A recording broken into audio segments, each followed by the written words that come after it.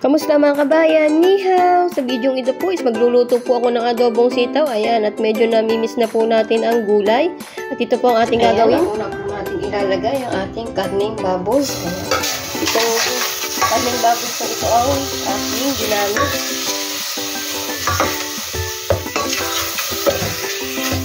Ito lang po ang available dito sa aming ref. Ayan.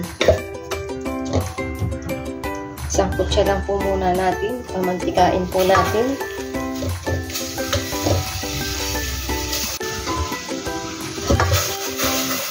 Ayan. Kapag po ganito na is okay na siya.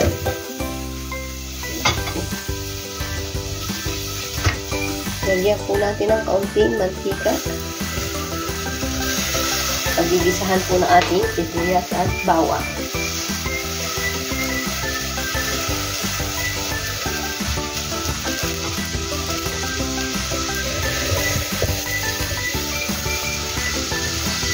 Lagay na po natin ang ating sibuyas.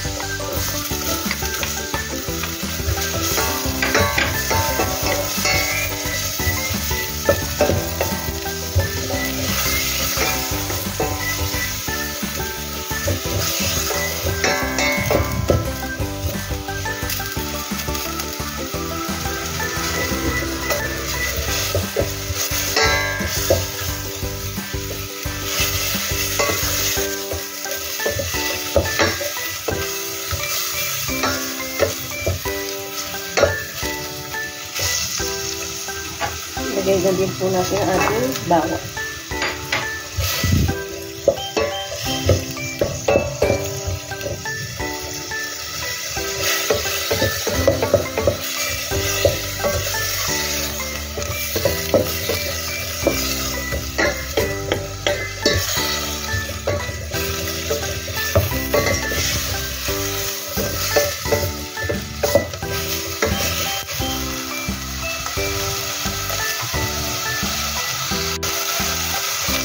Kapag ganito na, lagyan na po natin ng toyo.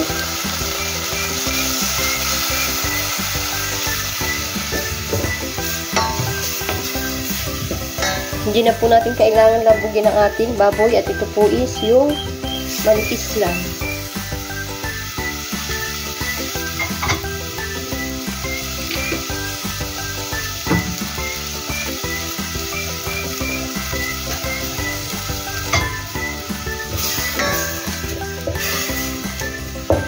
Lagyan po natin ng tubig.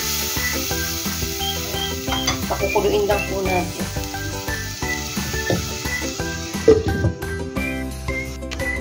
Yan po, nakulo na po ang ating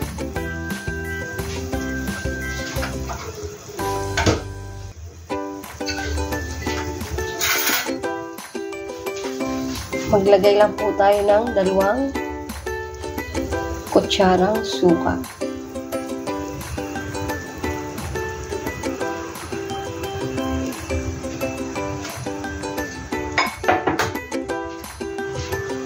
Tapos, tatakpan po ulit natin. Pakukuluin po ulit natin ng kaunting minuto.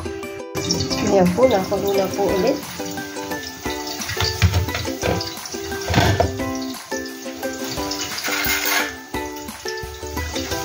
And after 2 minutes po, nakulo na. Tikman lang po natin ng konti.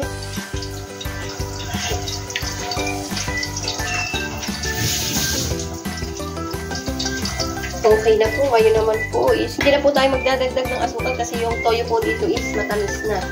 Ayan. Ngayon po is ilagay na po natin ang ating haya po, sitaw. Ayan.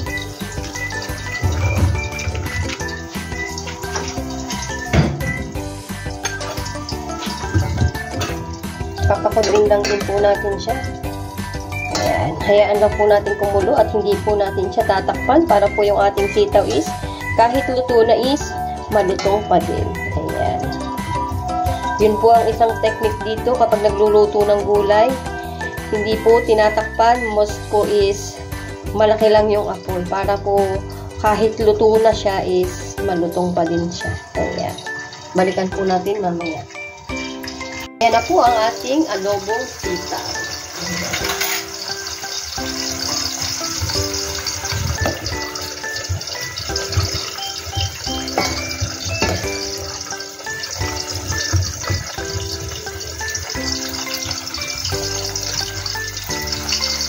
Okay na po ang ating adobong sitaw.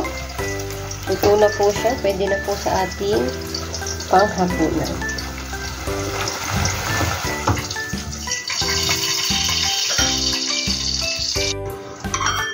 At yan, luto na po ang ating masarap na adobong sitaw. At ayan, tara po, ilabas na po ang ating kanin na tayo po'y kakain na ng hapunan. Ayan, thank you po Lord sa lahat ng blessing. Bukas po ulit. Salamat!